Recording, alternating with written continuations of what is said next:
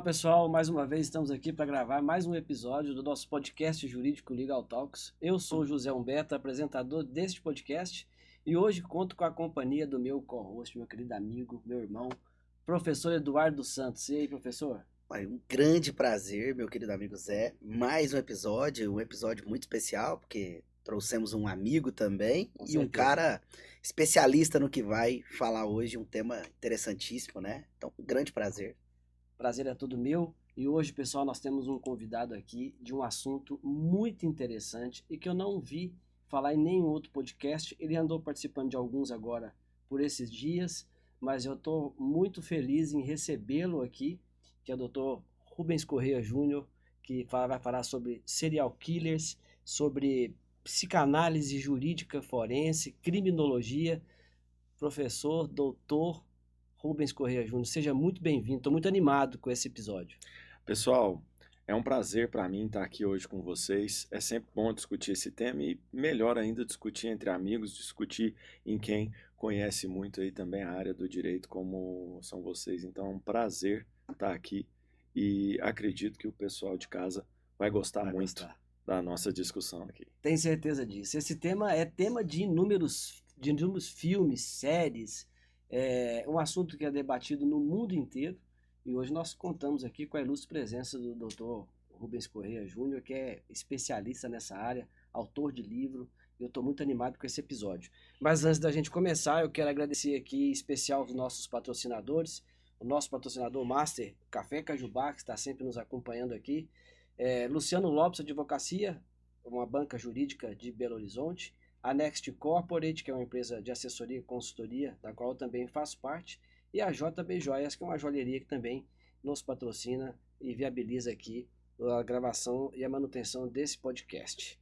E quero pedir a você que ainda não se inscreveu no nosso canal, se inscreva, ative o sininho, compartilhe com os colegas para a gente fazer esse podcast crescer e atingir a maior quantidade de pessoas para a gente aumentar a nossa comunidade jurídica. Professor Eduardo, esse assunto de hoje muito te interessa também. Um tema muito quente, vamos dizer assim, né? A gente, inclusive, aqui, antes de começar, fizemos um mini podcast Com certeza. antes de ativarmos as câmeras, né? Então é um tema muito quente. E acho que também é um tema que depois o Rubens vai poder nos falar disso, mas é um tema que tem crescido na exposição. Nós tivemos aí nos últimos anos um número maior de séries, de filmes, né? Uma produção até cinematográfica e cultural sobre serial killers, talvez gerando ou atendendo a uma cultura de pessoas que se interessam pelo tema, e eu não sei o quanto isso é bom ou ruim, mas o Rubens vai poder falar isso pra gente. É uma dúvida que eu tenho, gostaria de tirar com ele, inclusive. Com certeza. E eu quero chamar a atenção aqui daqueles que atuam, né, na advocacia criminal. É imperdível esse episódio para que você possa enriquecer seu conhecimento aí, trazer as informações e os ensinamentos do Dr. Rubens Correia Júnior aqui, essencial para os advogados que atuam na área criminal, também para os investigadores de polícia, para os delegados de polícia.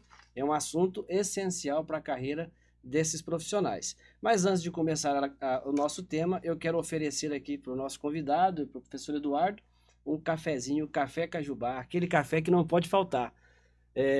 Dr. Rubens, o senhor gosta de café? Por favor, muito bom. Vamos lá. Cafezinho Cajubá, sempre nos acompanhando. Esse aqui é o melhor café de Minas Gerais. E como é que o melhor café do Brasil. E segundo o meu querido amigo João Cajubinho, lá do Café Cajubá, o melhor café do mundo, né? Um abraço pro João e pro pessoal do Café Cajubá aí, que patrocinam essa iniciativa aqui. A gente é muito feliz em ter vocês com a gente, viu? Muito obrigado, pessoal.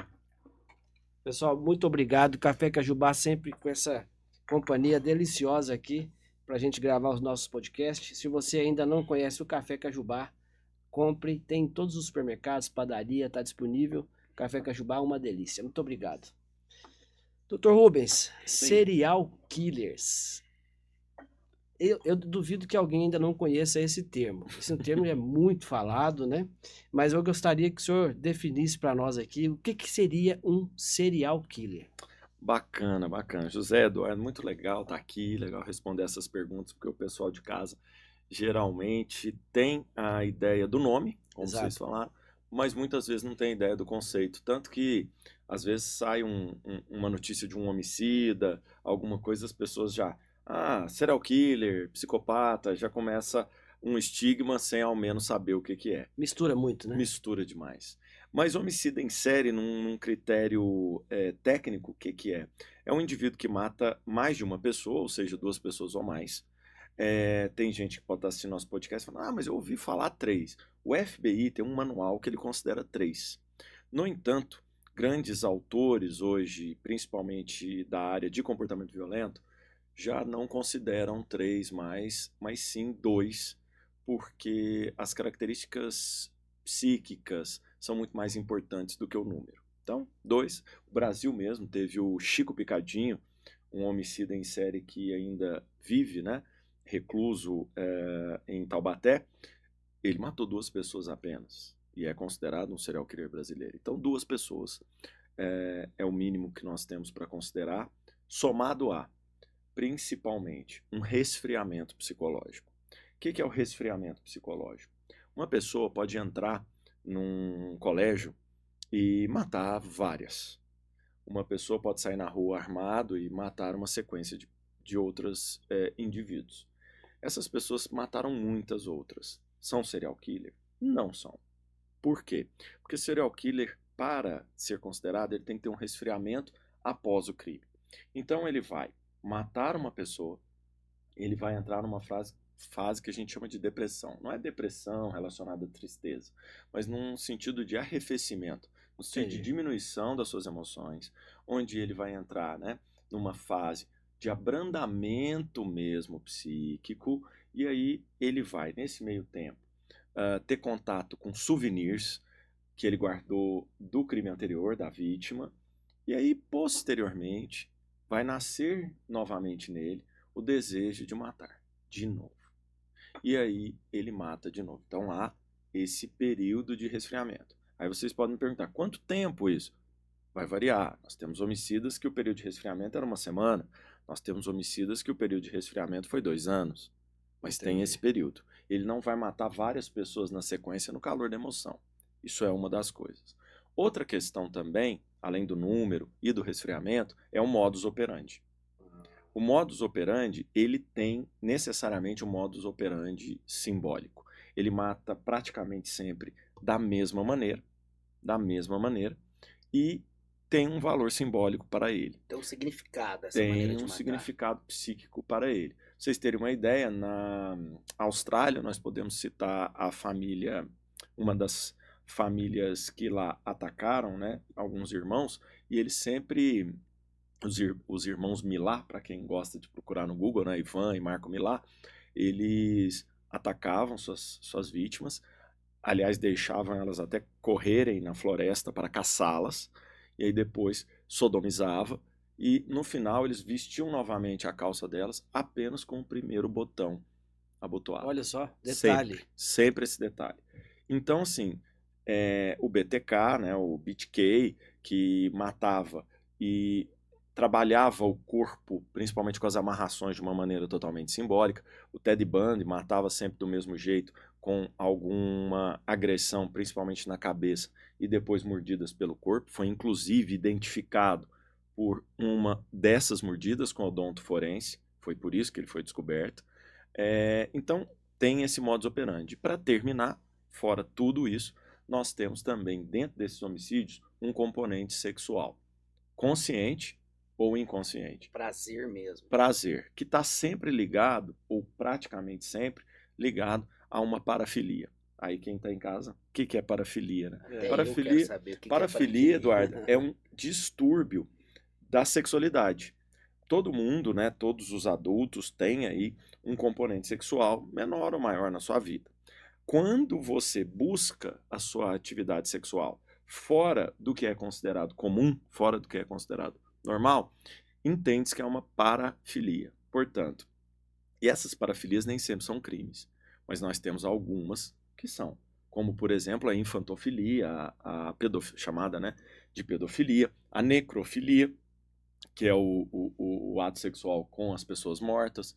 Então, a zoofilia também entraria aí? Zoofilia também, né? todas as filias estão muito ligadas ao exercício do homicídio pelo homicídio em série. Mas- Eles geralmente tem uma parafilia. Mas essa anomalia, essa parafilia, essa seria uma anomalia genética ou psicológica? Psicológica. Psicológica. Psicológica. Não há comprovação que as parafilias estão ligadas a nada genético. Pelo contrário, elas geralmente estão ligadas com a vivência e traumas na infância que vão reverberar muitas vezes na fase adulta. Porque a gente tem fases, né? Fase oral, fase anal, etc. Dependendo dessas fases na infância, pode potencializar uma parafilia. Uma pessoa que tem uma tensão na fase anal quando criança, algum trauma, ela pode desenvolver uma coprofilia. Para quem está em casa,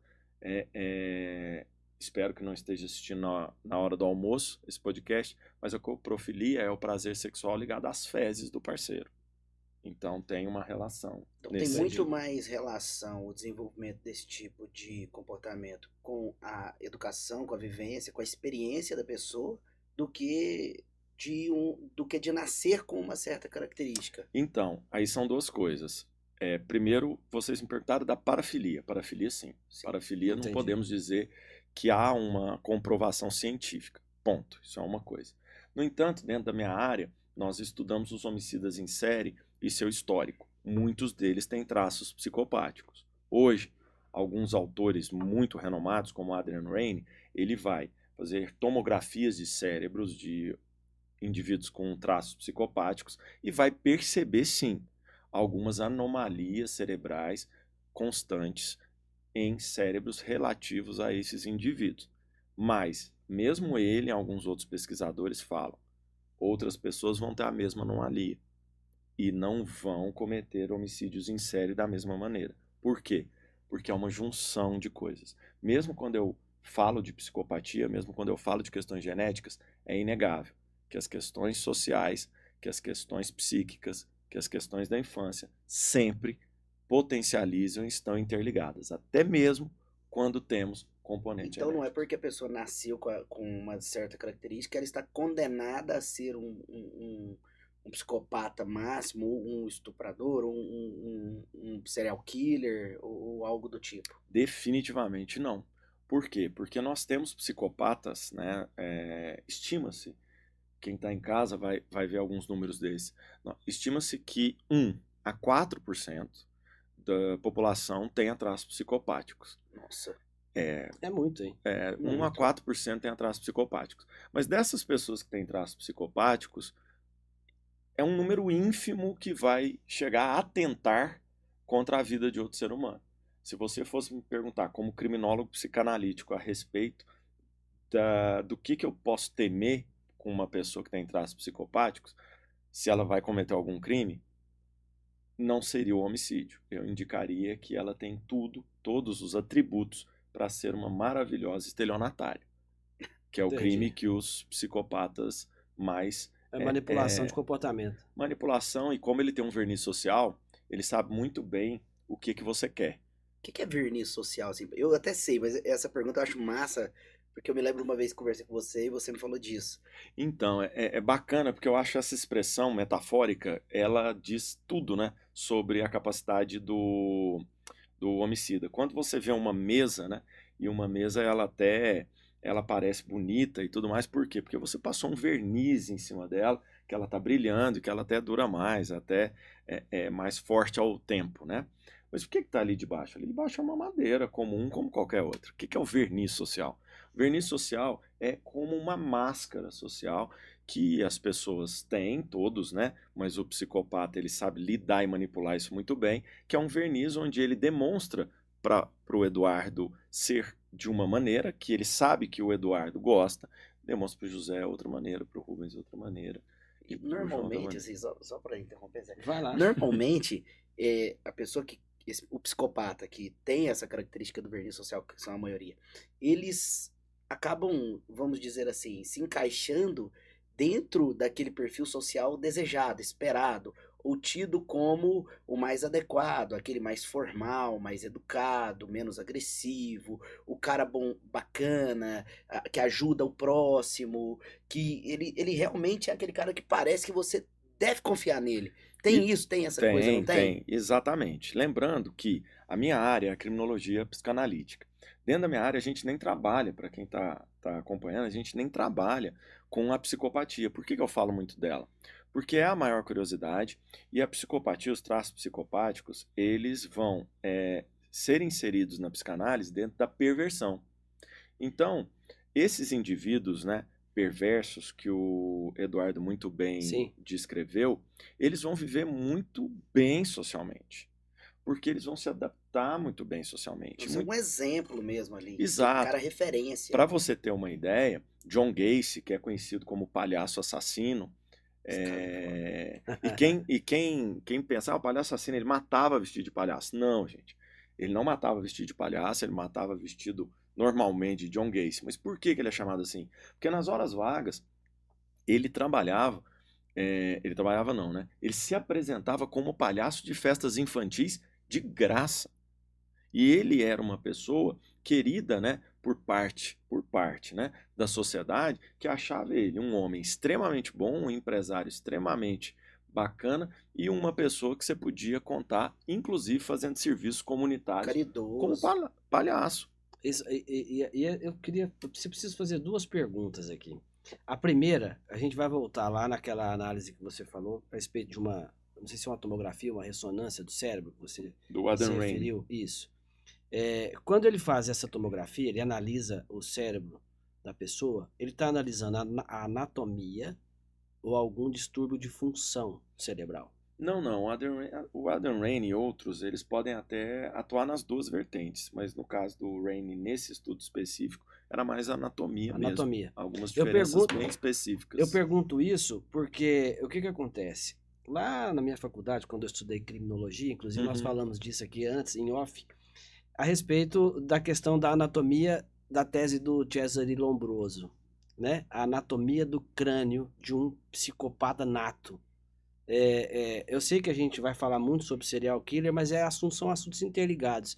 Eu queria entender isso. Fala um pouco para nós sobre essa questão anatômica do cérebro ou até mesmo do crânio. Então, olha que interessante sua pergunta. Falar de Lombroso é sempre muito bom, principalmente quando a gente está na criminologia. E aí explico um pouquinho, porque toda vez que eu vou falar sobre psicopatia ou questão cerebral, quem me conhece sabe que eu fico assim, cheio de dedos. Por quê? Porque o criminólogo, ele tem, vamos dizer assim, um certo receio ao tratar de determinismos.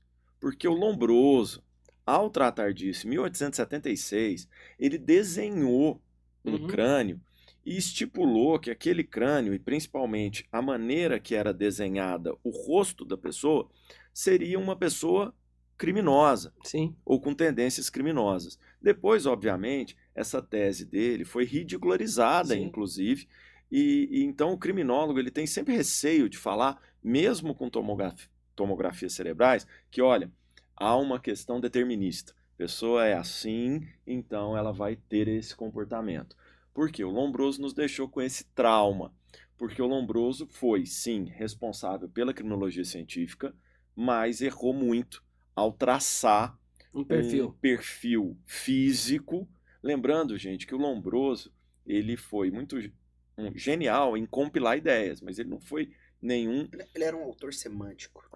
Muito, e ele era muito coeso para fazer os seus livros, só que ele não era ineditista. Nada dele é inédito. Ele pegou, por exemplo, essa questão da face dos fisionomistas, que é uma pseudociência do século XVI, que o Della Porta, Giambattista Della Porta, pegava os animais, desenha nos livros, pegava o ser humano, desenhava, né, o ser humano, tinha fotos na época, falava, olha, se a pessoa parece com um macaco, então ele tem um comportamento mais parecido com um macaco. Se a pessoa parece com um cachorro, tem um comportamento parecido com um cachorro. Então essa questão da gente tentar limitar o ser humano à sua questão física, ela é antiga. Só uma curiosidade também para vocês. Um juiz napolitano, há alguns anos atrás, ele já usava, uns séculos, no século XVIII, né, entre o século XVIII e XIX, ele usava o Édito de Valério. Isso é legal, até porque nós temos um brilhante professor aqui de constitucional. Olha que bacana essa ideia. Gente, a ideia é ruim. Eu tô falando que bacana discutir essa ideia. O Édito de Valério, que preconizava em Nápoles e naquela região na época, édito, gente, para quem não sabe, na época, era praticamente uma lei. Na dúvida, aspas, na dúvida, pune-se o mais feio. Olha só. Na dúvida, pune-se o mais feio. Então, quando nós abrimos muitas vezes os presídios hoje no Brasil, talvez não estejamos tão distantes. Porque quando fala mais feio, muitas vezes você vai falar de mais periférico, mais pobres, etc, etc. Por Mais isso, feio estereotipado. estereotipado, É. exatamente. Então, tudo isso é fruto do pensamento. Fala, é perigoso falar de Lombroso. Ele sempre está entre nós. E tudo isso é fruto do pensamento lombrosiano. Fruto daquela ideia que, não, eu consigo traçar o perfil total de personalidade do indivíduo apenas olhando para ele ou mapeando o cérebro dele. Entendi. Isso é muito interessante porque quando eu estudei isso lá na faculdade, inclusive, mandar um abraço para o professor Gil Mesquita aqui, que me deu aula de criminologia na graduação, eu fiquei muito assustado com essa teoria do Cesare Lombroso e eu quis trazer esse assunto à tona. A outra pergunta que eu tenho é a respeito da motivação. O que motiva um psicopata ou o que motiva um serial killer? Essa pergunta, ela é de simples resposta direta, mas de uma complexidade para você desenvolver. Porque o que motiva ele, principalmente, é a pulsão sexual.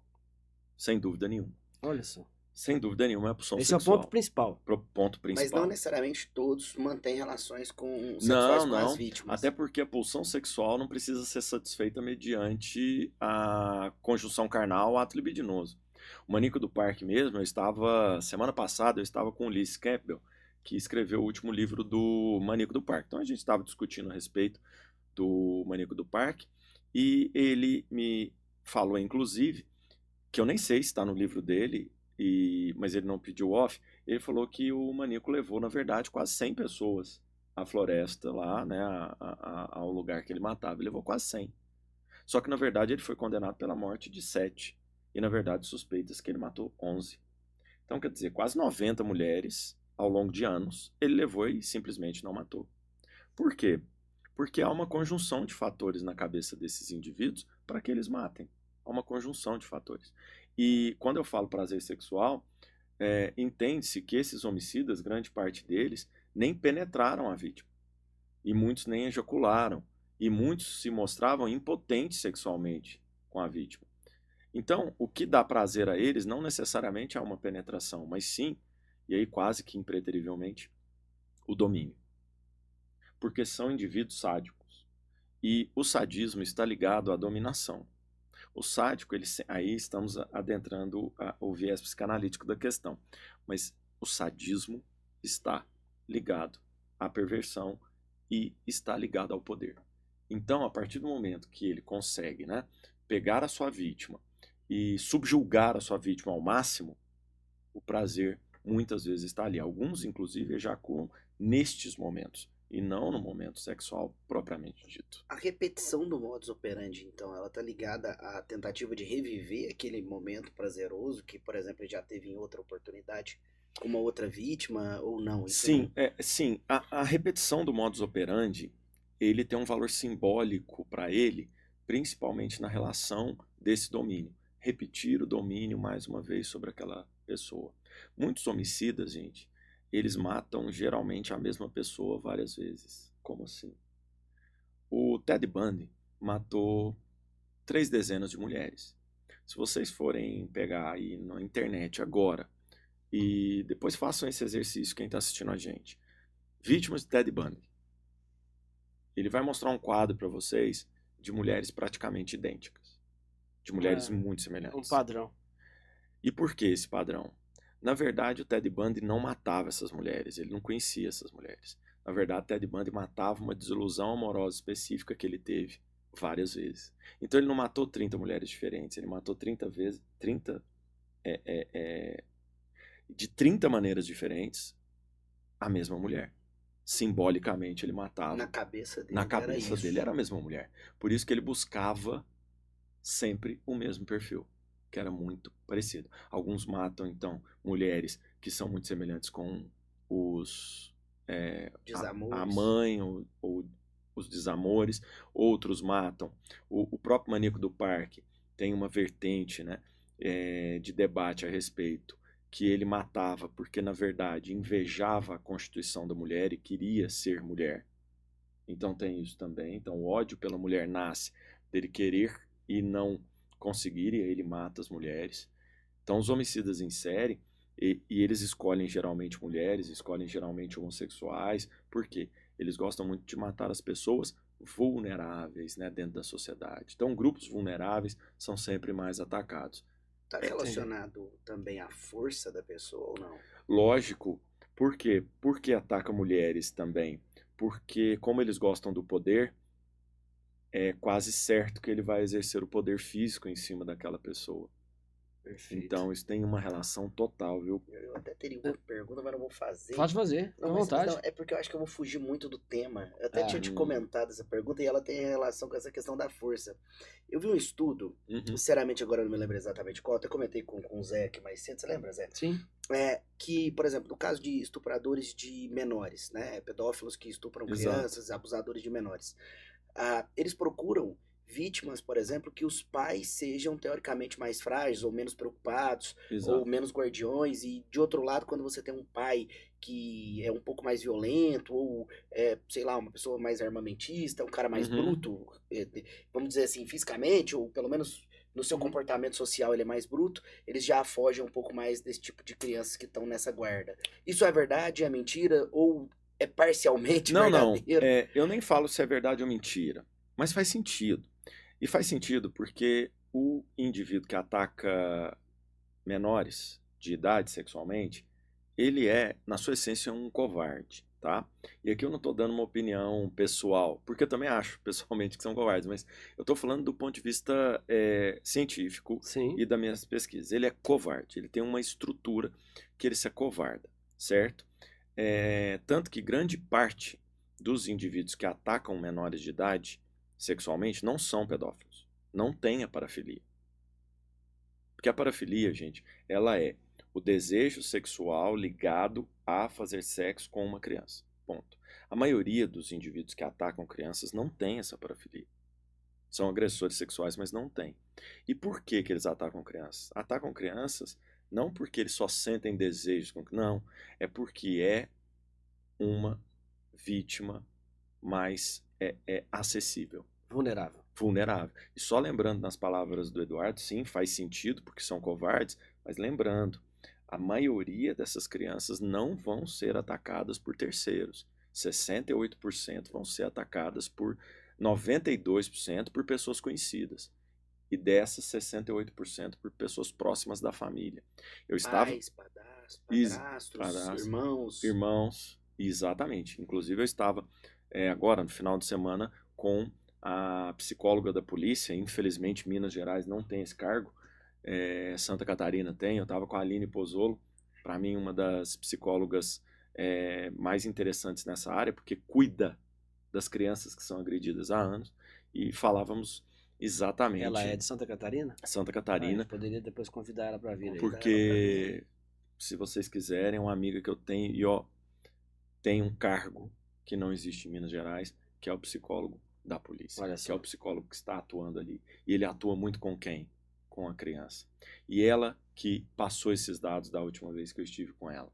Quase 90% pessoas conhecidas, quase 68%, 63% a 68% pessoas da própria família. Mas por que que atacam? Atacam porque são covardes, porque vem na criança uma vítima que não vai opor resistência. Interessante. Vamos Professor, voltar, né? Agora foi mal. Imagina, não, assunto tudo interligado, né? Não tem problema nenhum. Eu só queria saber duas coisas aqui. A questão da identificação de pessoas com esse perfil.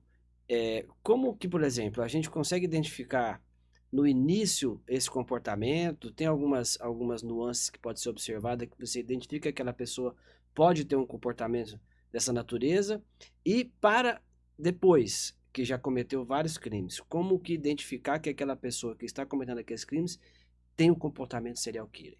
Então, Vamos começar de trás para frente, porque aí eu vou falar de uma coisa que a audiência geralmente gosta, que é cena do crime, estudo da cena do crime. Ótimo. Então, a cena, como é um homicídio em série, gente, ele é a minoria. A maioria dos homicídios que existem no mundo não são cometidos por homicídios em série. Então, ele é um homicida muito mais fácil até de você identificar. Por quê? Porque ele tem, lógico, tá? Para quem está me acompanhando, eu estou falando de homicídio organizado, porque nós temos dois tipos de homicídio em série, o organizado e o desorganizado. O organizado é a maioria, que são os indivíduos que têm traços psicopáticos. E é mais em fácil de regra. identificar. Muito fácil, Tá. porque ele é organizado. E como ele é organizado, a cena do crime dele é metódica. E como ele é organizado, esse sim tem um modus operandi específico. Seria o cara dos Jogos Mortais, por exemplo. Totalmente, totalmente. O maníaco do parque era um indivíduo organizado. Então ele vai, comete o crime da mesma maneira. Pega a vítima da mesma maneira. Deixa a vítima da mesma maneira. Então, o investigador forense mais habilidoso, né, ele já vai no segundo, terceiro crime perceber que aquela cena do crime é semelhante. E aí entra o papel de responsabilização até da mídia, que eu sempre falo para os meus amigos da mídia. Cuidado ao descrever as cenas do crime. Por quê? Deixa alguns detalhes de fora. Ué, não entendi, professor. Porque além do serial killer, nós temos uma coisa que se chama cop killer, né? Que é o homicida que copia o outro. Então, esse detalhe que eu falei que só tinha o botão, o primeiro botão lá dos nossos homicidas da Austrália, se o jornal fala, de repente começa a aparecer mais homicídios só com um botão e atrapalha totalmente o trabalho. E tem até aquele que se aproveita, não tem, Rubens? Por exemplo, o cara percebe que tem um serial killer atacando, sei lá, mulheres loiras e com um determinado padrão de homicídio. Então ele vai lá e coloca, por exemplo, sei lá, uma rosa vermelha na cena do crime. E aí, né, um cara que namora com uma mulher loira Exato. e tá querendo, às vezes, tem ali aquele intuito de matá-la, acaba se aproveitando daquela característica, deixa lá uma rosa vermelha para copiar, mas também não, a intenção dele não é ser um serial killer, mas ele se aproveita daquilo. Isso já aconteceu? Perfeito. Como é que funciona? Esse é uma espécie de cop killer que nós chamamos de homicidas aproveitadores, né? Os homicídios em série aproveitadores, porque eles vão acabar aproveitando as situações que estão sendo geradas. Sabe quem gerou muito isso? Ele não fez, ele gerou muito isso, o Zodíaco. O Zodíaco foi um homicida que atacou em São Francisco há anos atrás, entre a década de 60 e 70, que entende que ele matou de 6 a 49 vítimas. Por que não se sabe? Porque ele nunca foi pego. Ele mandava cartas codificadas. Não, essa história é muito boa. Ele mandava cartas codificadas para os jornais. Codificadas. E fazia uma brincadeira de gato e rato com a polícia. E ele nunca foi pego. Só que ele não tinha ele era organizado, mas não tinha um padrão único específico. De vítima. De vítima e de maneira, de modus operandi, ele não tinha um padrão específico. Então, muitos crimes na época foram atribuídos a ele. Só que, até hoje, não se sabe exatamente essa quantidade. Por quê? Porque a imprensa noticiava muito, falava muito dos detalhes e começaram a pipocar muitos crimes naquela região exatamente iguais. Tem Mas algum até hoje material não se desse sabe. caso? Tem. Nós temos um filme muito bom chamado Zodíaco, do David Finch, que é um filme que eu já aviso que ele é cansativo. E eu explico por que ele é cansativo. Ainda não assisti Chama esse. Zodíaco e é um filme cansativo. Professor, você está indicando um filme cansativo? Tô, porque foi a intenção do diretor. Né? Por que ele teve essa intenção? Porque ele falou o seguinte: ele nunca tinha visto um trabalho tão extenuante da polícia que ficou 20 anos atrás desse indivíduo. E não conseguiu pegar. E não conseguiu. E aí ele falou que fez um filme cansativo, um pouco cansativo, para que a audiência sentisse um pouco da angústia que os investigadores sentiram em anos tentando e não chegando a uma conclusão. Mas alerta, viu? Nessa época de rede social, vai pesquisar o caso, que vocês vão achar no TikTok um suposto neto do Zodíaco que fala que foi o avô que cometeu, e não é de todo ruim a teoria, não. Tem uma possibilidade de ter sido o avô dele mesmo. Então hoje tem duas novas teorias, uma por investigação séria, que chegou a um nome interessante também, e outra pelo TikTok, que é um suposto neto. Falou, não, foi meu avô que morreu e ele deixou algumas provas. Então, Dentre esses aí que nunca foram pegos, o Zodíaco é bem famoso, mas tem outros também bem famosos, talvez até mais, o Jack, né? o Jack também, viu? Para quem gosta de teorias novas, tem 2 novas teorias sobre o Jack, uma com DNA tardio, né? E outra com uma investigação tardia. 2 chegando a 2 nomes diferentes. Um barbeiro, que supostamente seria esquizofrênico, e há uma pesquisa interessante falando que foi ele. E outra, um teste de DNA que aponta o Ian, né? H-A-I-Y-M, Ian, que é um outro que não constava como suspeito, mas o Jack foi o primeiro, né, serial killer a potencializar. Não foi o primeiro do mundo, o Brasil mesmo. Em 1863 já tinha um casal serial killer que supostamente transformava as pessoas em linguiça em Porto Alegre. Em 1863. O Jack atacou em 1888, mas o Jack ele foi o primeiro a se popularizar nos jornais. Esse caso do Zodíaco, Sim. você me disse que ele planejava a morte, mas de diferentes modos, né? Diferentes modos. A gente pode dizer então que esse serial killer seria um que seja extremamente organizado. Ele é organizado, mas ele foge em alguns padrões do organizado, porque ele não tem um modus operandi idêntico, mas sem dúvida nenhuma organizado. Organizado, Muito porém organizado. com modus operandes diferentes. Diferente, mas ele é bem organizado. O Ted Bundy é organizado, o Maníaco do Parque. Professor cita, desculpa o professor, que ainda aula a gente fica com esse cacuete. Mas o Rubens, qual que é um serial killer desorganizado? Vocês podem procurar aí o Vampiro de Sacramento, que não é Sacramento aqui, é Sacramento dos Estados Unidos. Cena do crime, óbvio, se vocês tiverem estômago. Cena do crime, Vampiro de Sacramento. É uma cena totalmente caótica, uma coisa assim, é sangue para todo lado.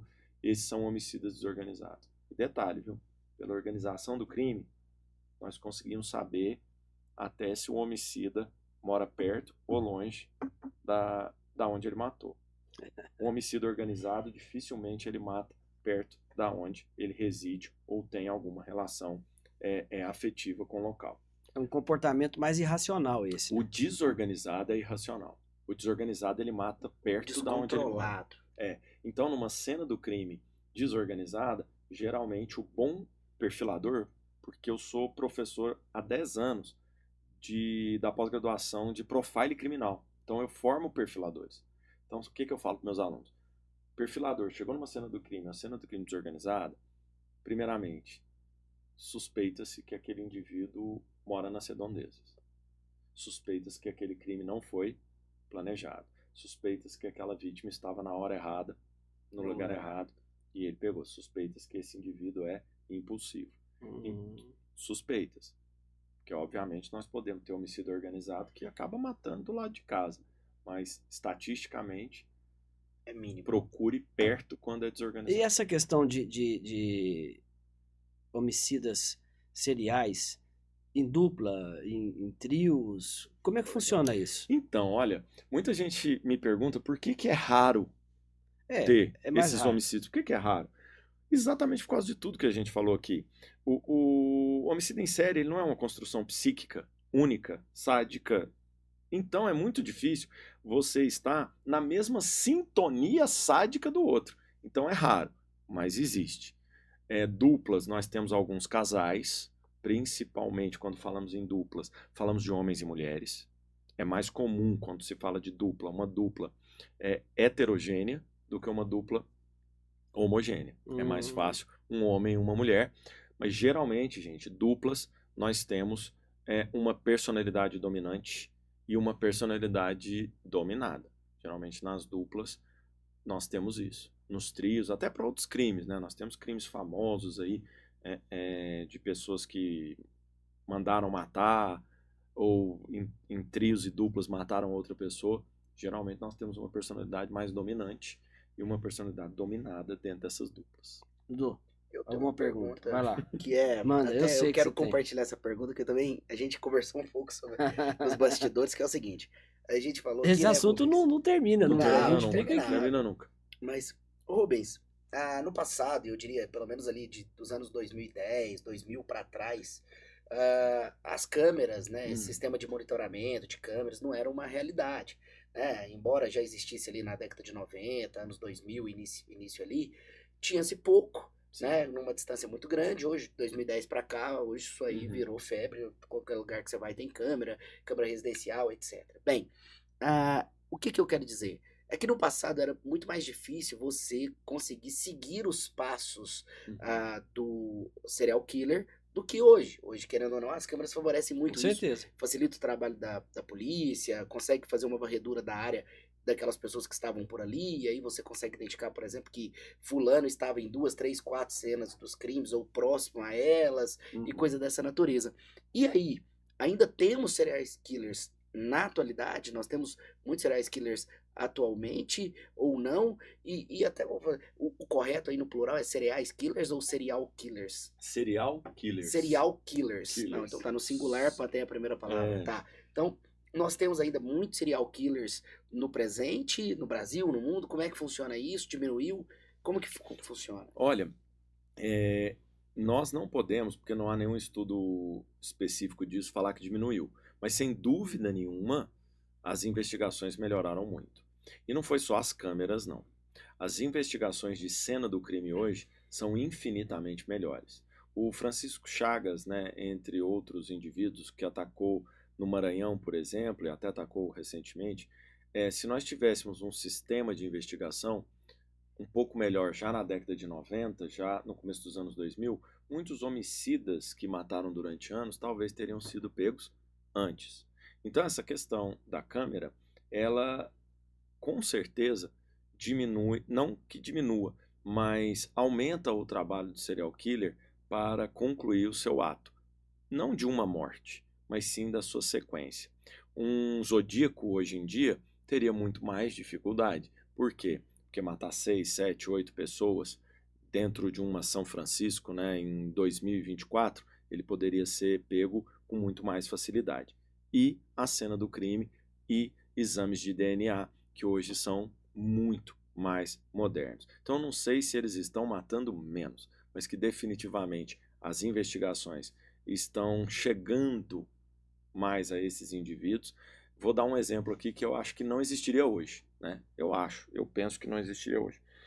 Pedro Alonso Lopes. Pedro Alonso Lopes é um sujeito que matou na Colômbia, na Venezuela e na Bolívia, se não me engano, principalmente nesses 3 países. Ele matou, entende-se aí, por volta de 300 meninos, tá? 300. E ele só foi descoberto, só não, mas ele foi descoberto também porque houve em determinada cidade um alagamento, uma enchente, que começaram a boiar corpos, assim. Olha só. Hoje em dia, eu acredito que teria mais dificuldade dele ser um homicida tão prolífico, né, com tantas vítimas assim. Ele mataria, com certeza mataria, mas talvez não conseguiria chegar neste número. Outra coisa também, só para fechar esse pensamento, de coisas boas atuais, né? A justiça, as informações, desculpa, da polícia estão bem mais integradas. Uma das coisas que dificulta muito o trabalho de identificação de homicídio em série é que ele comete um crime em Minas, ele comete um crime em São Paulo, ele comete um crime em Goiás, e as justiças estão mais integradas hoje, inclusive internacionalmente. Então, Pedro Alonso Lopes cometeu uma série de crimes durante a sua vida em países distintos e nunca uma polícia, na época, chegou a ter a ideia, né, que ele cometia os mesmos ataques em outros países também. Então, e com Google também, né? Hoje você digita Google, desaparecimento de crianças em Bogotá. Assim, assim, assim. Aí o inteligência artificial, né? O Copilot, o ChatGPT. Identifique para mim casos semelhantes. Hoje em dia, Eduardo, está muito mais fácil. Inclusive com o perfilamento também de investigação, né? Fica mais fácil, né? Aí já entrando agora, então, nesse assunto, que seria o nosso próximo tema, falando aqui das investigações, das possíveis defesas criminais dessas pessoas que são apreendidas. Vamos falar agora para os profissionais envolvidos Certo. nessas questões, que são os investigadores de polícia, Isso. que é a justiça, os tribunais de justiça e os advogados. Sim. Como, como que funciona, no caso, essas investigações, essas defesas? O advogado ele tem que contar com o auxílio, por exemplo, o seu auxílio como um especialista na área para poder fazer a defesa. A polícia precisa ter o seu auxílio também para poder fazer esse perfilamento. Como é que se dá essa investigação e essa defesa? Muito bacana a pergunta. Olha só, hoje, como eu disse, apenas 2 estados da federação têm psicólogos policiais. Eu sou criminólogo, né? Eu sou formei em direito de origem, né? Ah, advoguei na área criminal de origem, depois fui para criminologia, para psicanálise, e aí fiz meu mestrado e estou completando meu doutorado na área de enfermagem e psiquiatria. Então, assim, Bacana, muito bom. então eu acabei fazendo um estudo transversal mesmo, transdisciplinar da questão. E acredito que você Esse tenha tema pouca exige concorrência. isso, né, também, né? Exige, é exatamente E nesse ponto. acredito que você tenha pouca concorrência na área também, né? Eu acho que sim. Eu sempre falo para meus alunos de pós-graduação que a nossa área é muito inexplorada. É. Eu sempre quero ter mais concorrentes. Eu falo muito isso para meus alunos, viu, José? E assim, o que eu acho, né? Então nós temos apenas 2 estados. E eu tenho hoje muitos alunos, né? Principalmente em Ribeirão Preto, onde se dá o primeiro curso de Profile Criminal. Hoje tem outros, mas o primeiro aconteceu lá em 2013, então faz 11 anos que nós trabalhamos lá. E o que eu falo para os meus alunos? Qual é o ramo de atuação deles? Eles podem atuar, principalmente os psicólogos, dentro da área de concursos nesses 2 estados, para ser, né, efetivamente o psicólogo da polícia. Tem também o psicólogo jurídico, que também trabalha muito conosco. O psiquiatra também trabalha muito conosco. Por quê? Porque ele tem que entender da nossa parte para depois laudar futuramente. Então é Perfeito. muito importante. E eu trabalho também muito com delegados e polícia civil que assistem aos nossos cursos. Para quê? Para tentar entender exatamente esses critérios atrás dos crimes. Porque eles entendem do critério técnico, da balística, do ângulo de um tiro, mas do porquê que esse indivíduo foi alvejado. Eu, como você disse, a gente tem pouca concorrência. Qual é o meu trabalho ao longo do tempo? Além, obviamente, de escritor, etc., mas dentro da área penal. Eu advoguei na área criminal, fiz júri e gosto muito. Só que ao longo do tempo eu fui deixando essa área e hoje eu presto assessoria a advogados criminais. Que é uma tendência, né? Exato, eu É uma presto tendência. assessoria. Por quê? O que o advogado criminal faz? O advogado criminal tem um caso de crime contra a vida, geralmente crime contra a vida ou crime contra a dignidade sexual, geralmente Certo. esses dois. O que ele faz? Mas principalmente contra a vida. Ele tem um caso ou até, é mais raro, mas também já fomos assistente de acusação. Temos um caso e vamos para um júri. Rubens, você poderia fazer um parecer criminológico, né? Nós não fazemos laudo criminológico, isso é com psiquiatra e etc. Nós fazemos pareceres criminológicos dentro da criminologia, tá? Você pode fazer um parecer criminológico do caso? Aí eu, ok. Ele vai me contar o caso, eu vou pesquisar, eu vou inclusive falar com o autor, vou falar com a vítima quando é possível, e aí eu vou descrever toda a questão criminológica que antecedeu o crime e que também foi concomitante ao crime. Para quê? O que o advogado faz geralmente com isso? Muitas vezes ele usa todos esses nossos elementos que a gente levantou, potencialidades sociais, potencialidade psicanalítica, potencialidade afetivo-familiar, tudo que envolveu aquele crime. Principalmente para os debates orais no júri.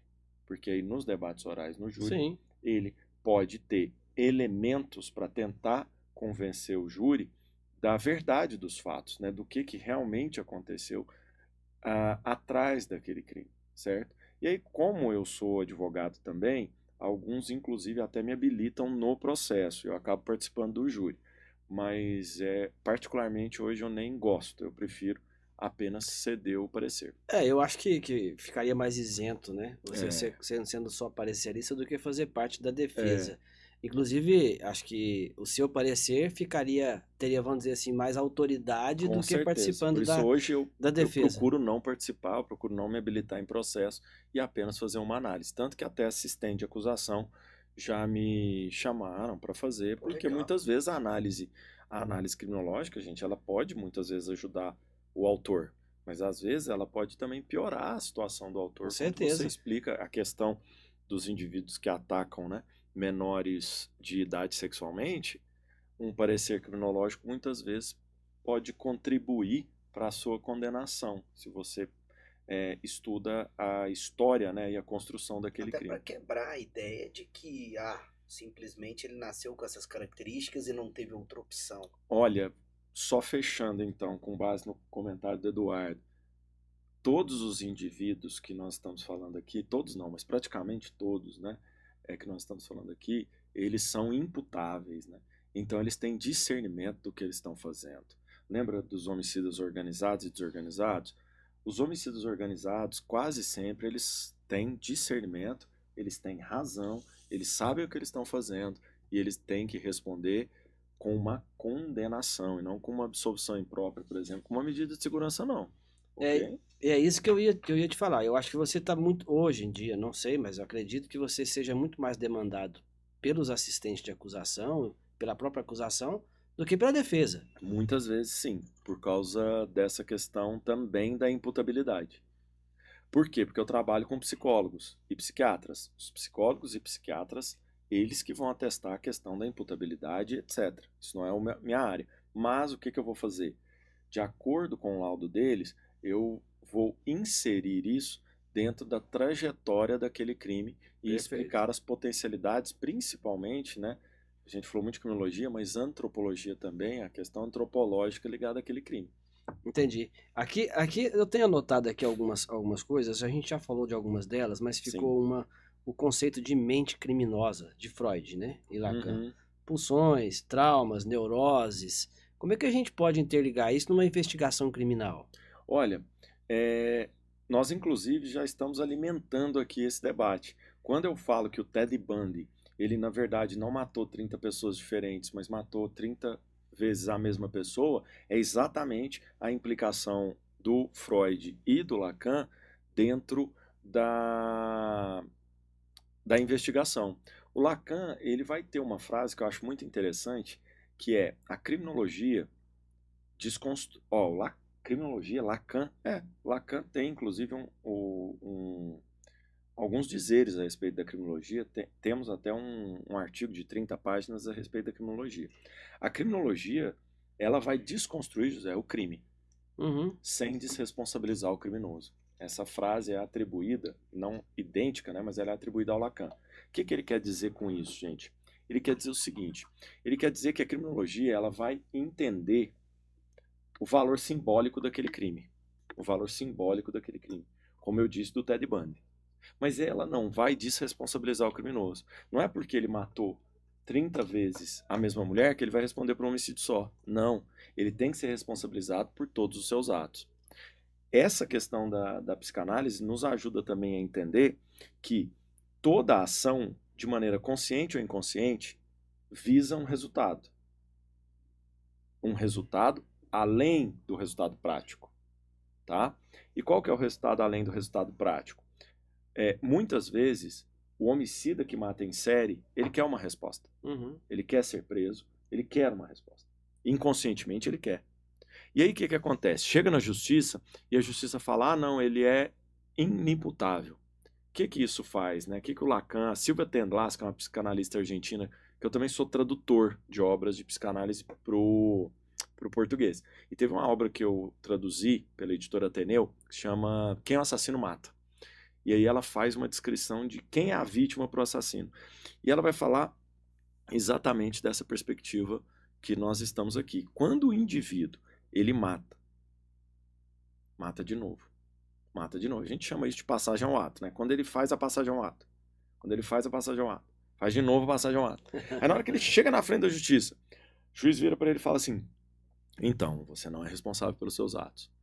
Ele entra desonrado. Ele entra num choque psíquico. Ele está num limbo, porque ele correu atrás de uma resposta inconsciente e chegou e não tinha resposta. Ele queria ser considerado o fera, aquele que construiu toda... E ele não teve ele queria parar. Para vocês terem uma ideia, Ed Kemper é um homicida, né? Até brinco, né, que o Ed Kemper é o maior serial killer da história.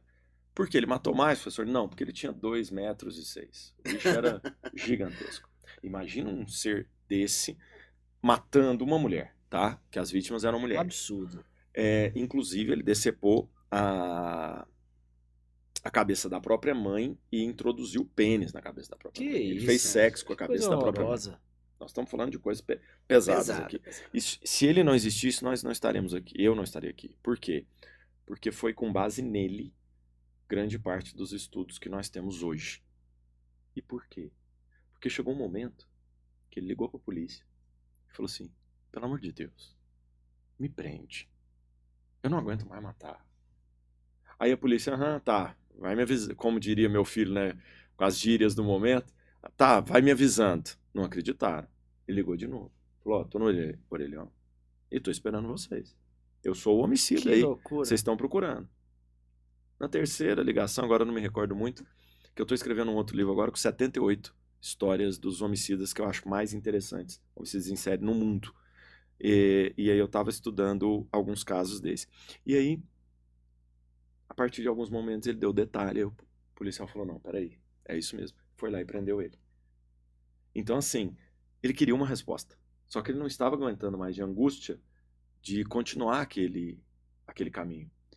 O Jeffrey Dahmer, né, que é famoso por causa da série da Netflix. Eu assisti muita coisa. Então, cara, Jeffrey Dahmer, o que aconteceu? Se você for acompanhar a carreira homicida de Jeffrey Dahmer, ele nos últimos homicídios, ele começa a ser extremamente descuidado.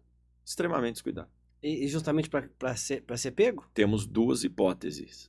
Ou inconscientemente ele queria ser pego, ou ele se achava de tal maneira empoderado que ele se esqueceu de todo e qualquer ato de cuidado. Mas grande parte dos estudiosos da minha área acha que tem muita relação com um desejo inconsciente de falar, não, ó, eu não aguento mais matar. Ou como no direito, né, uma teoria híbrida, as duas. Exato. Exatamente. No direito é sempre assim. Teoria híbrida, majoritária. E o que eu queria falar para encerrar esse bloco nosso aqui, o Dudu até que tem um assunto que ele colocou para mim aqui, eu queria dizer o seguinte, não sei se eu estou correto no meu posicionamento, se eu estiver errado, me corrija, porque não sou autoridade nesse assunto, mas quando a gente fala sobre criminologia e investigação, nós não estamos falando aqui, inclusive falamos de desconstruir o crime, nós não estamos falando aqui da questão punitiva, da questão processual, nós estamos falando sobre estudos científicos, é isso? Exato, exatamente. Não há impunidade. Não, de forma nenhuma, pelo contrário, né? A psicanálise, ela vai falar, e o nosso estudo como um todo, ela vai falar que esses indivíduos, eles devem ser responsabilizados. Agora, não entra no termo se é responsabilizado penalmente da maneira que existe no código ou até de outras formas, mas ele tem que ser penalizado. Vai depender de cada código penal, de cada país. Exato, de cada país, mas ele tem que ser penalizado. Com certeza. É isso. Mas agora chegou a hora de café de novo. Então vamos lá. Vamos lá.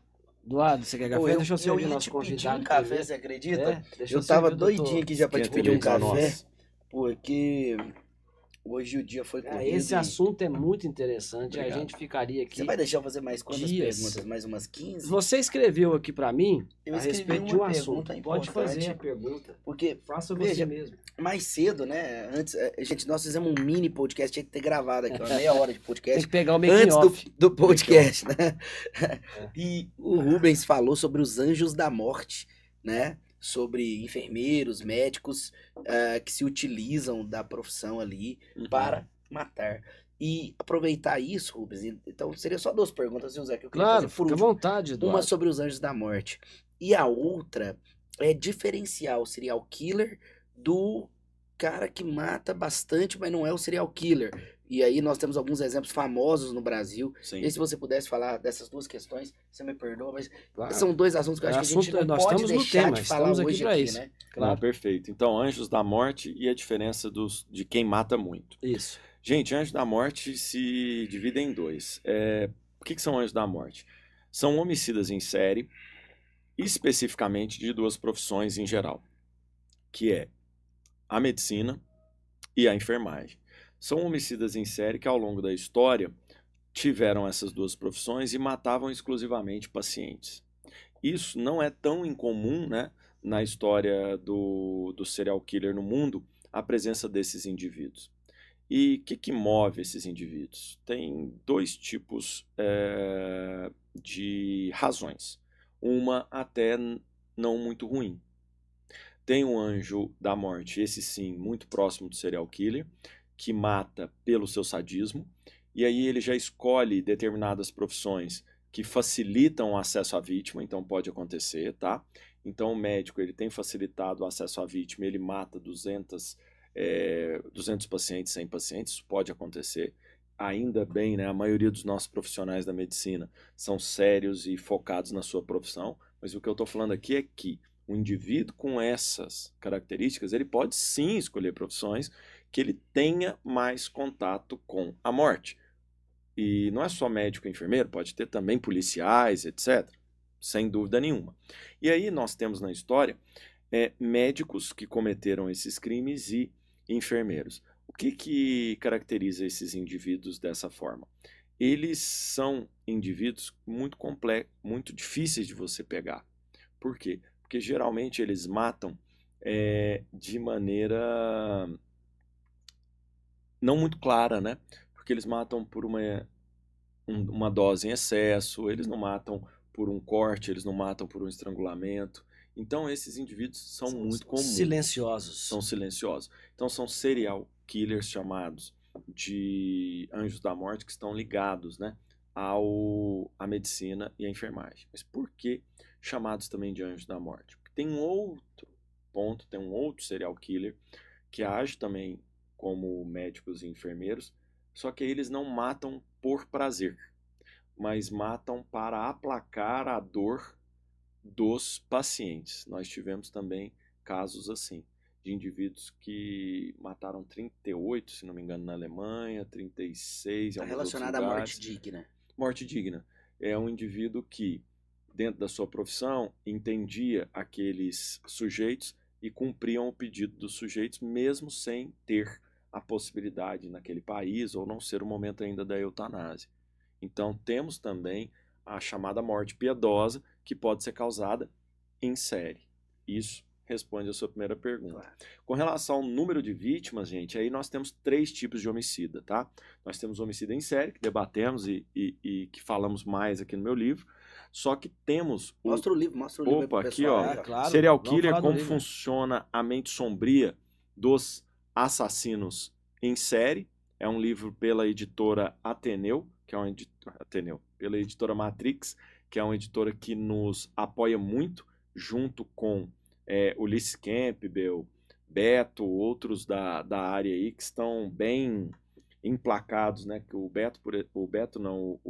Ulisses escreve sobre a Elisa Matsunaga, o livro da Elisa Matsunaga, o livro do Maníaco do Parque. Inclusive, se não me engano, o novo dele está entre os mais vendidos. Então, a editora Matrix sempre apoia esse assunto, né? Como Muito a gente interessante, trata. né? Com certeza. Exato. E aí, nesse meu livro aqui, uma das diferenças que eu faço, Eduardo, no começo é essa. O que é um serial killer? O que é um homicida em massa? E o que é um homicida ao acaso? Para quem gosta das expressões, né? O que é um homicida em série, homicida em massa, homicida ao acaso? Para quem gosta das expressões só em inglês, o que é um serial killer, o que é um mass murder e o que é um spy killer, tá? Qual que é a diferença deles? O serial killer ele vai matar em sequência, como eu disse, com resfriamento, né? O nosso público aí já está agora cansado de saber o que é. O homicida em massa, ele vai cometer num ato só, geralmente num ambiente só, contra um grupo identificado. Ponto. Entra numa escola, mata todo mundo. O spy killer, o homicida ao acaso, ele vai ter um impulso homicida e vai sair matando durante um período específico e curto. Como um filme Um Dia de Fúria, com Michael Douglas. O cara sai na rua, sai atirando nas pessoas, feito um maluco. Esse é o Spray Killer. Qual que é a diferença dos três? A diferença principal é a diferença psíquica, gente. São 3 estruturas psíquicas totalmente diferentes. O mass murder, homicida em massa, ele geralmente vai atacar grupos que ele identifica como inimigos. Grupos que na cabeça dele foram taxados como grupos inimigos. Inimigos por quê? Porque edificaram ao longo da vida dele motivos, às vezes, para isso. Ou dentro da paranoia dele, ou na realidade. Pessoas que praticaram bullying, pessoas que humilharam, pessoas que fizeram, né, ali piadas, acabaram ali com a vida social dele na escola. Então ele volta na escola e mata todos aqueles indivíduos. Ou seja, não tem nada a ver com homicídio em série. O homicídio em série, geralmente, ele mata uma pessoa desconhecida. Tanto que o FBI, antigamente, né, chamava homicida de desconhecido. Porque, em regra, o serial killer mata quem ele não conhece. É em regra. O mass murder, não. Ele vai entrar num lugar que ele tem identificação. O atirador de Realengo entrou na escola que ele já teve uma vivência, que ele tem ali uma ligação afetiva e matou. Então, geralmente, esse indivíduo vai cometer o crime dessa maneira. Tem outra diferença? Tem. Geralmente, esses indivíduos, eles quase sempre, eles estão dispostos a morrer no final da ação. Serial killer não quer morrer. Serial killer não morre. Ele quer ser reconhecido. Quer ser reconhecido. Ele se entrega como o Ed Kemper, mas ele não se mata. O mass murder, ele tem uma característica, ele pode sim se matar. É muito frequente que ele acabe o ato se matando ou a polícia chegando e vai morrer. Até morrer. Ponto. E o Spray Killer? O Spray Killer, na verdade, é uma conjunção até desses dois, mas ele se assemelha mais ao mass murder. Só que ele vai sofrer uma série de humilhações específicas e, diferente do mass murder, que planeja mais para entrar e vai... Não, o Spray Killer ele também sofre humilhações, mas ele tem um gatilho. Ele é mais impulsivo. É um impulso. Ele tem um gatilho. O Lázaro ficaria em algum desses 3? O Lázaro, não, porque na verdade, o Lázaro, ele é um multicriminoso, né? Ele é um homicida, mas ao mesmo tempo também que ele se assemelhava a um latrocida. Ele é um multicriminoso. Desconexo. Totalmente. O Lázaro, ele não é... Tem muita gente, né, que chama ele de serial killer, mas ele não se enquadra nessa definição. Pelo que a gente conversou aqui hoje, dá para entender perfeitamente. Ele não se enquadra, não. Não se enquadraria. Nem todo mundo perigoso é serial killer. Mas todo serial killer é perigoso. A gente ficaria aqui discutindo isso por horas e horas. Eu tinha mais 38 perguntas anotadas. Infelizmente, nosso tempo é curto, né? Mas a gente vai para a parte final agora, que é sobre as reflexões de tudo isso, né? Sim. Essa análise de serial killer, o que isso nos ensina da natureza humana? Olha, bacana. O que eu trato nas minhas obras, né? Tanto que tem um capítulo no meu livro que eu sempre falo, quem pode se tornar um homicida? Exato. Eu me recuso, essa é uma pergunta interessante. Eu me recuso a escrever sobre serial killer sem antes fazer o pessoal refletir em quem pode se tornar. E a resposta não é muito bacana para nossa audiência. A resposta é, todo mundo pode se tornar um homicida. Desde que tenha ingredientes para isso. O que são ingredientes? Ingredientes é o que eu chamo de imperativos situacionais. O que são imperativos situacionais? São situações que podem acontecer que te levam a diminuir, né, o valor da outra vida e você pode matar. E aqui eu não estou nem falando de morte heróica, não, né? Quando eu falo isso, geralmente falo, mas se mexer com meu filho eu mato. Não estou falando dessa morte heróica, não. Estou falando de matar outra pessoa sem nenhum tipo de heroísmo. Todos nós somos passíveis de matar. Depende de algumas construções que a gente vai ter. O poder mesmo está sempre ligado a uma possibilidade de você diminuir o outro e assim também poder matar. A hierarquia é uma coisa que retira a responsabilidade do indivíduo e ao receber ordens, a obediência, você também se torna, né, um indivíduo com maior facilidade de destruir a vida do outro, que o outro fica O julgamento de Nuremberg exemplifica bastante Muito isso. isso. O do Eichmann também. Eichmann. Meus queridos, tá aqui, Banalidade do Mal. A Banalidade do Mal da Hannah Arendt vai falar isso. O Eichmann, ele era um dos maiores, ou talvez foi um dos maiores homicidas que o mundo já viu. E ele foi condenado à morte e morreu falando o quê? Eu não sei por que vocês estão me condenando. Eu só fui um bom funcionário. Só que um bom funcionário, para ele, é um funcionário que matou mais judeus, ciganos e outros que estavam no campo de concentração. Porque ele desvalorizava tanto a vida daquelas pessoas que para ele aquilo era um mero serviço mesmo. E isso é a banalidade do mal. Então o que é a reflexão? O que isso tem a ver com o serial killer? O que a nossa reflexão ajuda a entender o mundo? O serial killer, ele é o suprassumo da violência. Ele é o máximo. Ele é tudo potencializado. Então, ao estudar o homicida em série, você acaba entendendo um pouco da nossa estrutura. Porque ele é tudo que nós somos, só que elevado à última potência. Então, todos esses desejos inconscientes que a gente tem de morte, todos nós temos, essa pulsão que nós temos por morte. Qual pulsão? Tem um acidente, praticamente ninguém para ajudar, mas para ver. Os crimes reais hoje, está na moda, a gente estava falando isso aqui, que os crimes reais estão na moda. Por que estão na moda? Porque a gente tem desejo pela morte. Porque a morte é a única coisa que a gente sabe que vai acontecer na nossa vida. Então, ao mesmo tempo que a gente teme, a gente também tem um certo desejo por ela, né? Aquela curiosidade. E ver crimes verdadeiros dá uma satisfação boa na gente, que dá uma satisfação da gente vencer a morte. A gente viu a morte acontecer e nós continuamos no sofá da nossa casa vivos. E isso traz inconscientemente um prazer muito grande de nós entendermos que somos ali, naquele momento, imortais. Vimos a morte, né? Como o Cazuza tem uma frase maravilhosa, que é: eu vi a cara da morte, ela estava viva.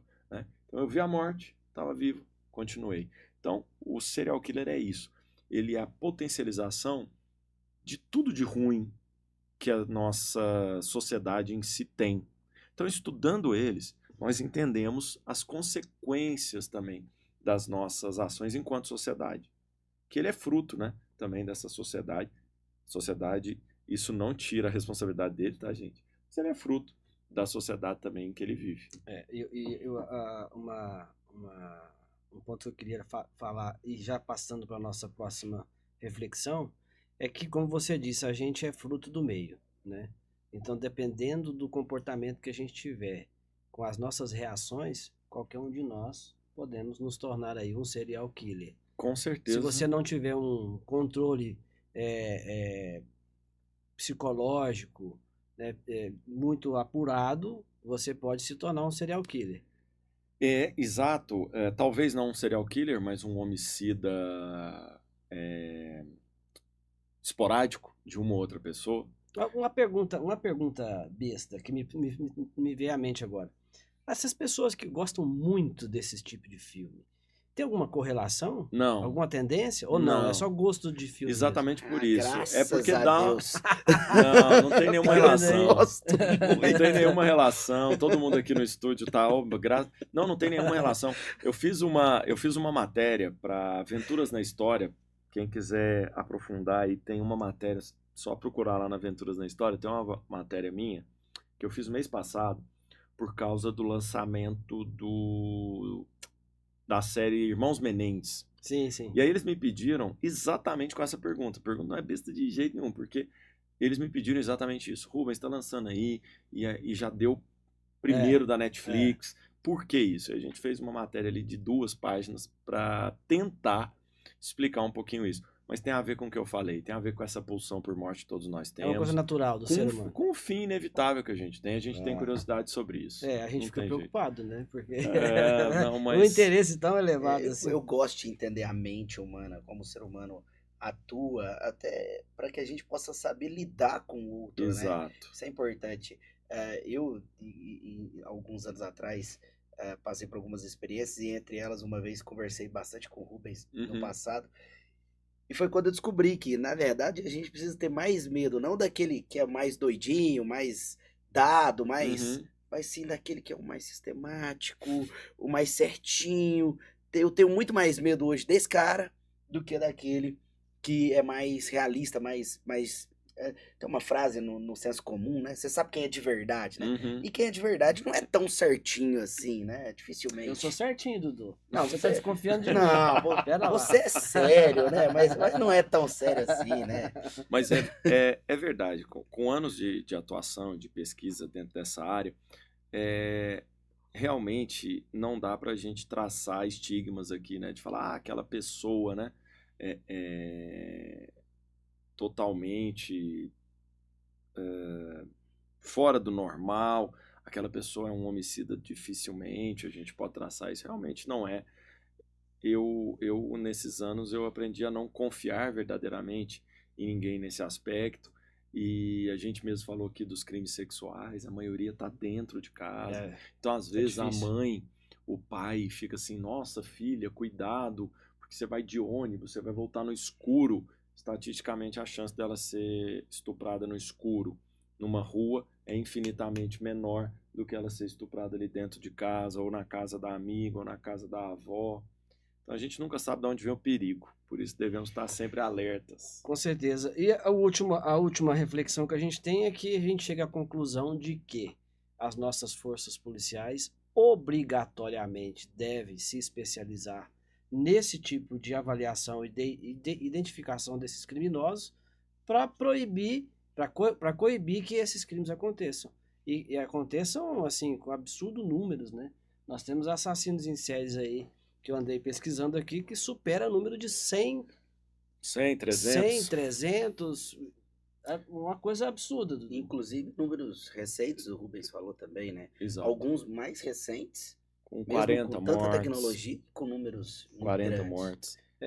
E aí é só realmente mesmo um estudo apurado das forças policiais para tentar identificar isso o mais rápido possível, prender esses criminosos e punir. Olha, eu concordo totalmente, e assim, eu tenho uma notícia boa aí para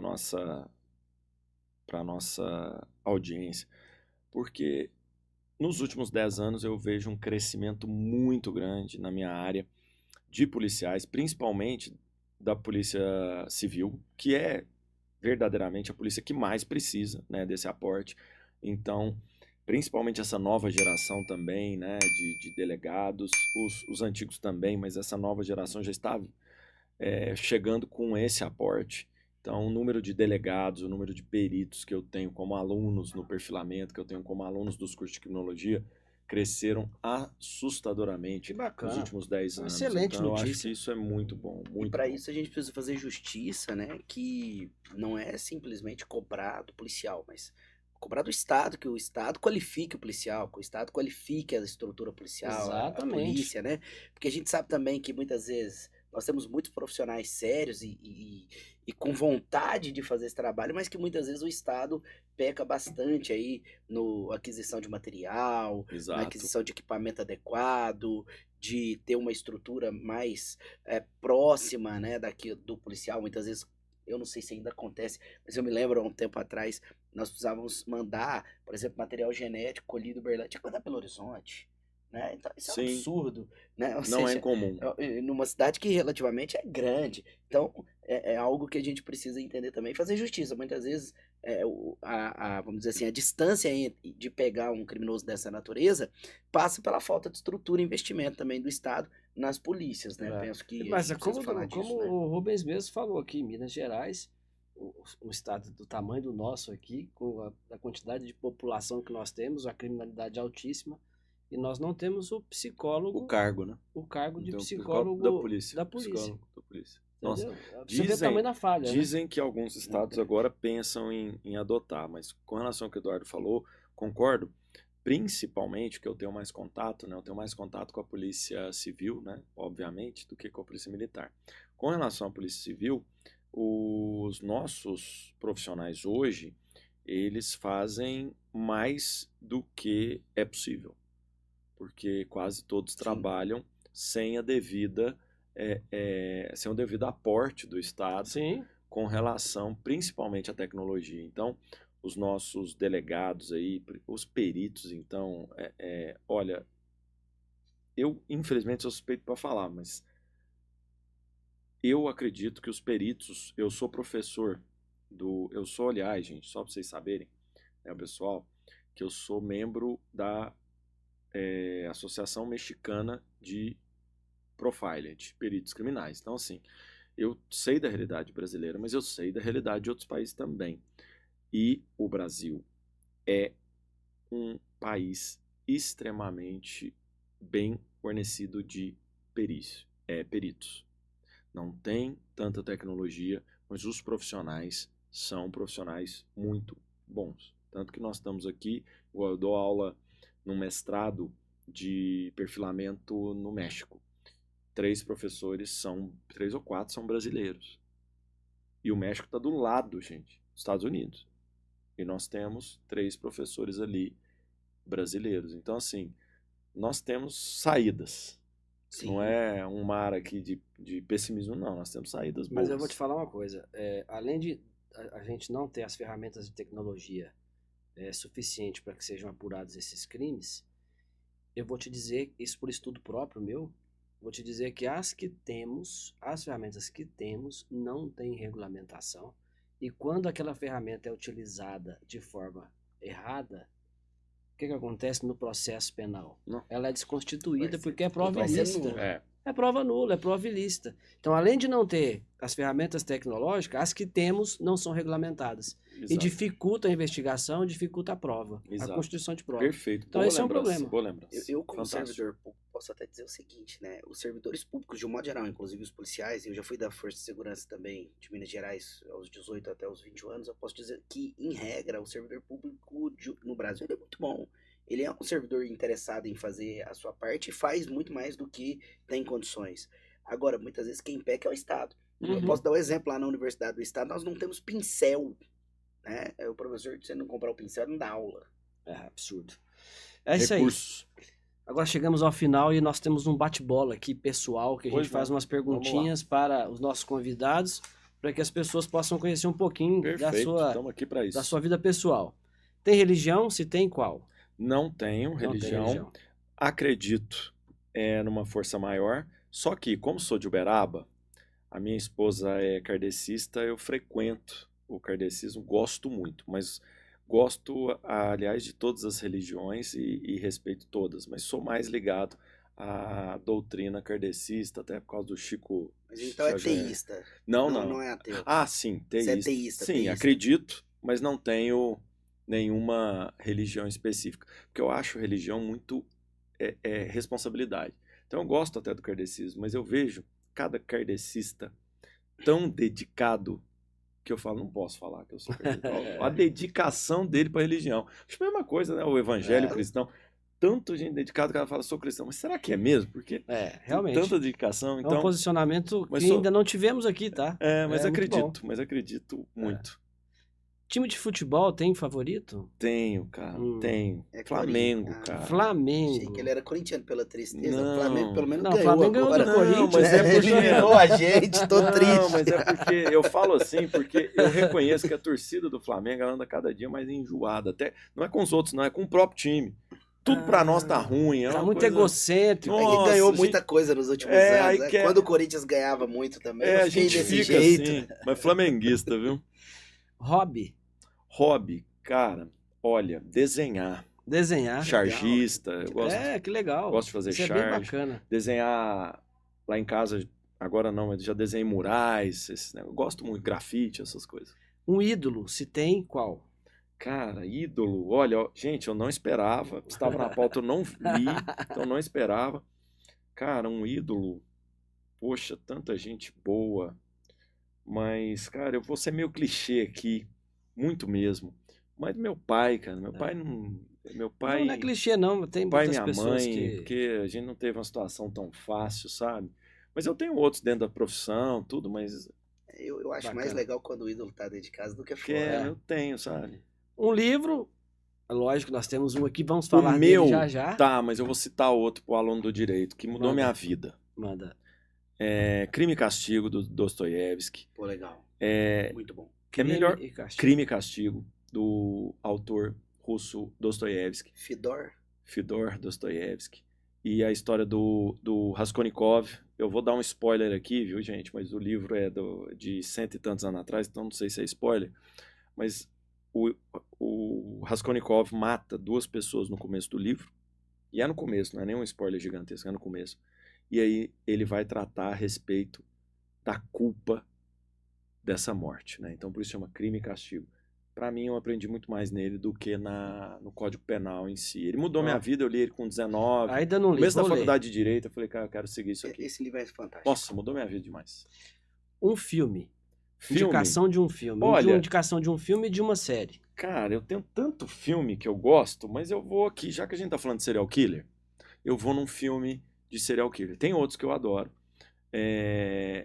Seven, Seven. 7 Pecados Capitais. Se você gosta de serial, você tem que Assisti há assistir. pouco tempo, inclusive. Você tem que assistir isso. Mas assim, eu sei que é bate-bola uma resposta só, Na mas vontade. eu iria para anos 80, agora falando do que eu mais gosto, que é filme de terror.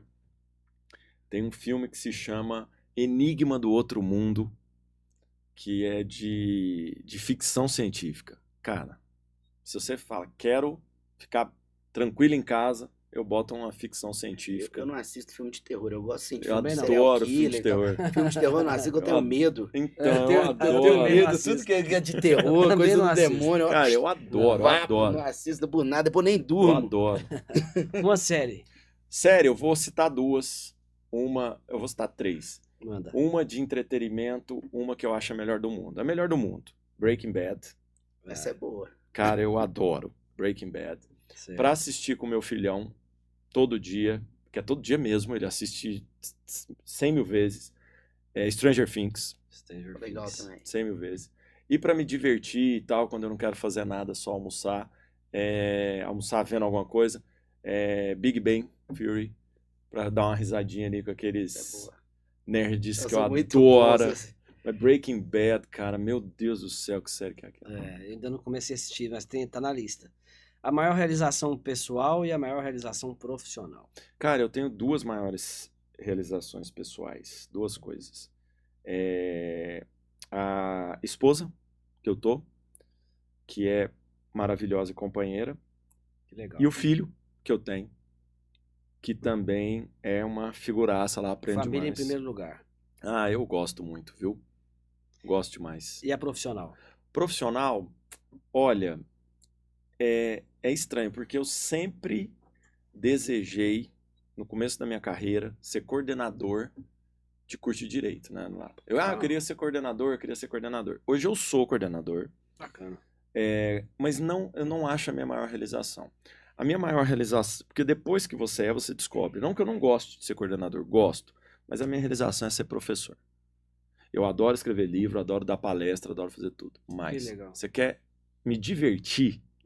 Me coloca dentro de uma sala de aula, falando É a de melhor direito coisa penal ou do criminologia.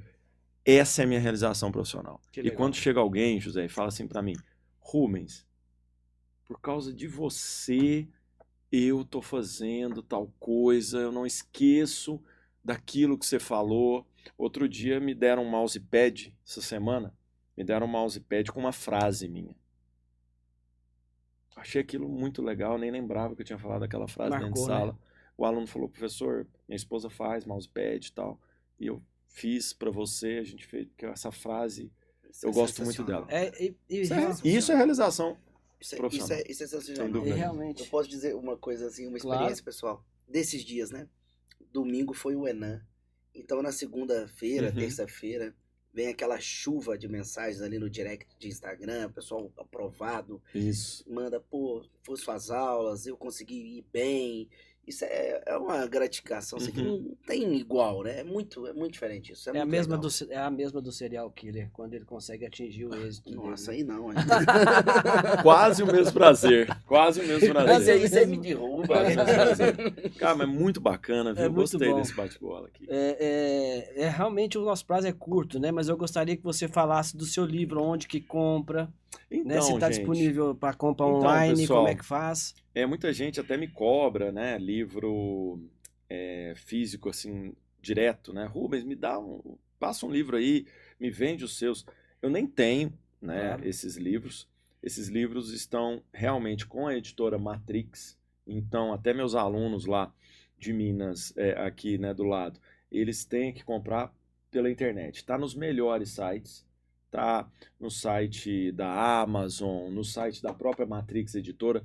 Eu vou dar uma dica aqui que é perigosa falar isso, mas é só você digitar assim, ó, Serial Killer Rubens Correia Júnior. Ele não matou ninguém, mas vai aparecer meu livro. O seu livro. Aliás, vai aparecer outros, né? E aí eu até brinco, falo, não comprem os outros, porque essa versão nova da Matrix é a versão mais atual. Então é essa da Matrix. Entra na editora Matrix, entra na Amazon, Clube do Livro, qualquer lugar que vocês digitarem aí, vocês vão achar.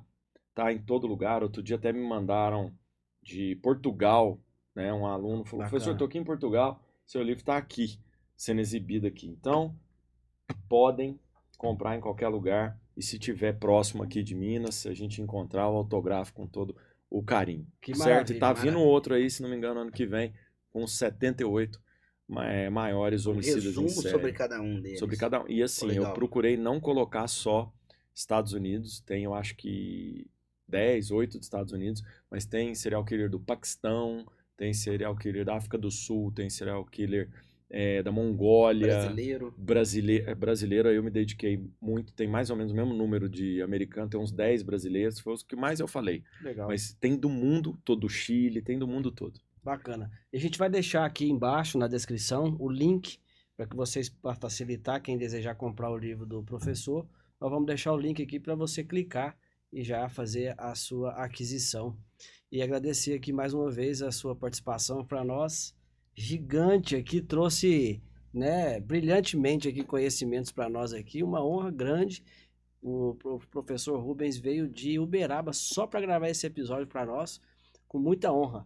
Né, professor Eduardo, quer fazer alguma observação? Não, só agradecer aqui ao Rubens pela vinda, né, por nos contemplar aqui com essas reflexões tão interessantes, acho que de curiosidade geral e não apenas jurídica, mas para nós do direito, obviamente, a gente tem realmente ali um lido, né, um trato também com a questão, então é mais especial ainda. Com certeza. Agradecer ele, agradecer ao Zé mais uma vez, por mais esse episódio, foi show de bola. É isso aí. Só isso, só agradecer mesmo, muito bom participar de tudo isso. Muito bom. Eu fico muito feliz em poder receber nossos convidados, especialmente o Dr. Rubens, que veio aqui só para nos atender, para gravar esse episódio com a gente, e com um tema tão interessante que interessa não só para nós da área do direito, mas a toda a sociedade em geral.